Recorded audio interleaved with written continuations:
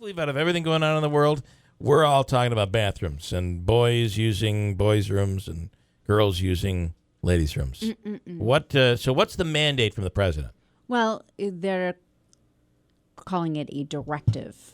So right, which could result in, if not followed, could result in the loss of federal aid. Basically, it's their interpretation of the Civil Rights Act of 1964. Right. And some states are trying to get around this now. Lawmakers in North Carolina proposing that we change the definition of discrimination to include transgenders and those who are questioning their identity so that, students don't have to deal with this. But the letter came from the Department of Education and I want to say the Department of Justice saying that schools had to allow students who identify as transgender to use the bathroom of their choice, regardless of what their gender identity is on their birth certificate. Many school districts saying they don't have a problem with it. That's what's being done already. Many already have a policy already in place. Right. And others saying, some governors saying this letter is going to be disregarded by our state and we'll let the chips roll where they may. Listen, we don't need that money. The problem is that schools are, federal aid is so ingrained in education all over the country, even in places like Texas, that it's hard to walk away from that. Money. Steve, you're talking about the Target issue. We'll start with Steve in Holland Patton, 736-0186 if you want to talk about this. Steven, go ahead. You're on the radio. Yeah, I was interested in your discussions about customer service in Target. And to relate a story, in the early 1980s, I was in the computer industry. It just started out and was working for a store that sold, the Apple 2GS computers to families and stuff. But we also had a corporate division, and we would take turns waiting on the customers on the floor, which we considered kind of a pain in the neck because that wasn't where the big money was. Right. One Christmas season, I had a gentleman walk in, and I spent 2 days and a lot of time and patience with him in buying a computer for his son at home. As it turned out, after the holidays, the gentleman called me and asked for me specifically on the phone, and he turned out he was a purchasing agent for a large company in Massachusetts. And because of my patience and courtesy in dealing with him, called me into his office, and we signed a contract. For the next 2 years, I did over $1 million worth of business with him. Wow.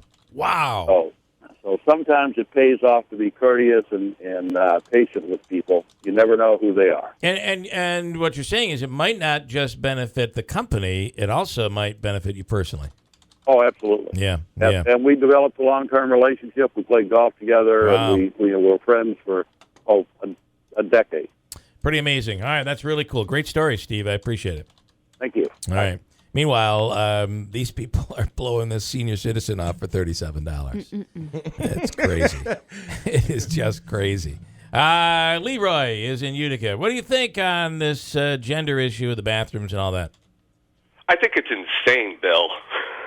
To be honest with you, I think it's insane. Yeah. I mean, I'm a father of an 11-year-old girl.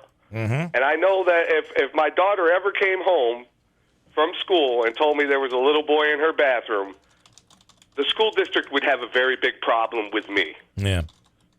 I understand. Don't get me wrong. Everybody has rights, and they have a right to feel and choose however they want to. But why does their right have to trump my daughter's right to privacy and comfortability? Well, really, I mean, when you look at that, we're not a majority rules country when it comes to that, right? The minorities are protected in this country as well. That's where that comes into play, and that's really, there's plenty of history throughout on that. But I understand at the same time, and you're dealing with juveniles at this point, kids who are, sexually trying to figure themselves out, and the hormones are running rampant. I don't know how schools regulate this to begin with. Now you add this monkey wrench into it, and it just makes things all that more complicated. I would think a gender neutral bathrooms would seem to be the answer, right? And that's just what I was going to say. I'm all about solutions, and maybe we need to start looking at doing a capital project on making all the bathrooms single-user unisex bathrooms now. Well, maybe that's one of the solutions, but I know this much. The solution isn't just to let somebody just decide on what bathroom they're going to use. Yeah. Yeah, because I think if there's ever a chance, I'm not sure how many burly men you're going to get that are going to try to walk in and with a dress and try to take pictures or something. They wouldn't already be doing that anyway as a pervert. But you're dealing with a 13-year-old boy or a 12-year-old boy. A group of boys gets together. I mean, crazy things go on. And here's another point. Where do we draw the line? I mean, pretty soon my daughter will be entering high school. They have showers and everything else. I mean, where's the line going to get drawn? I mean, a 16-year-old boy is going to be able to say, well, I feel like a woman today, and I'm going to go take a shower with the girls.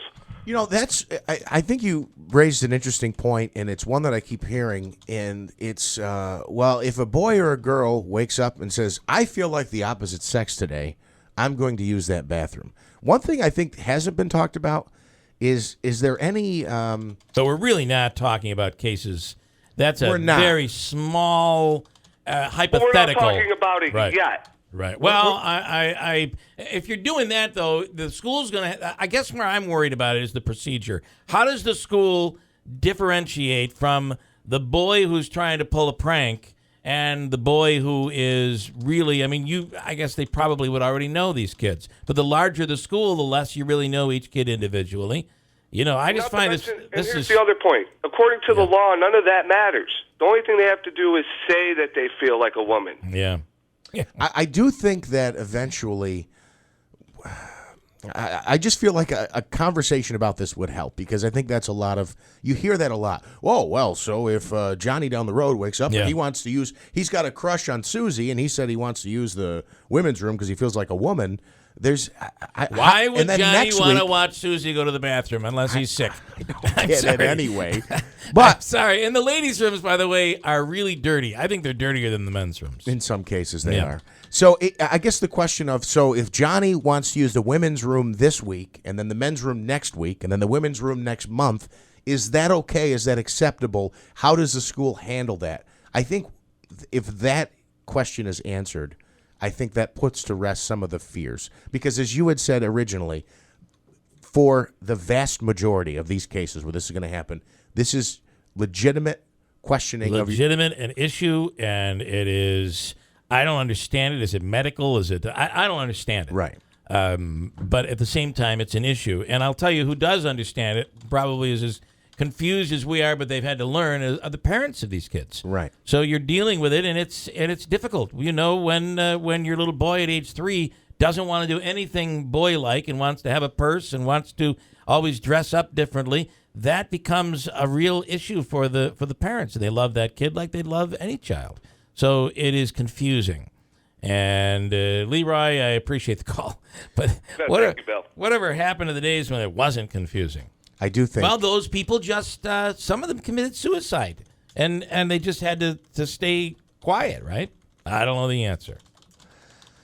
Yeah, I guess I don't know the answer either. I do think the solution is probably gender-neutral bathrooms. However, this person writes in, father of the 11-year-old girl is an idiot. I'm glad this is being so direct. Leroy, it's not coming from me. This guy says, she may be 11 years old now, but she'll be a big girl when she's 25. Next, we're talking about transgender people. It's like 1% of the population. The little boy he talks about really thinks he's a girl, so these types of things are rare. The whole topic is stupid. It should be dealt with on individual cases, which is probably the case. But for some reason, this has become a political issue. Engaged in the military, this was a conversation going back a few years of, well, they're going to be looking at me. You would hear people say this. They're going to look at me, or they're going to try to touch me, or they're going to do something inappropriate. There are still laws in place that say you can't violate someone's privacy and stuff like that in the bathroom. We don't hear too much talk about that anymore. I do think time will kind of solve or answer a lot of the unanswered questions. Robert De Niro over the weekend was at some event, and Jennifer Lawrence, is she a lesbian or is she straight? I don't know. Well, Robert De Niro said, listen, this was his quote, if I were a lesbian, I'd be all over you, Jennifer Lawrence. Here's Christine Bellino with an update, 821. Good morning.